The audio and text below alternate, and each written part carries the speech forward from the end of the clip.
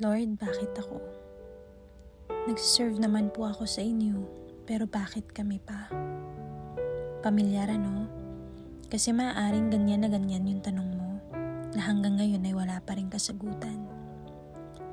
When we are going through testing, it's most likely to feel that God is unfair. Kasi nahihirapan ka, kasi walang bago, puro pagsubok na lang. Kailan ba gagaan ang buhay para sa'yo? Pero alam mo, when God allows you to be tested, hindi ka pinahihirapan, pinapatatag ka lang. Instead of asking the why not try to ask the what? Lord, ano po yung tinuturo mo sa akin sa sitwasyon kong ito? Lord, ano po yung sinasabi mo sa akin? Lord, ano po yung blessing sa suffering kong ito? Yes, it's true na may mga bagay na ibibigay sa iyo si Lord na alam niyang kakayanin mo.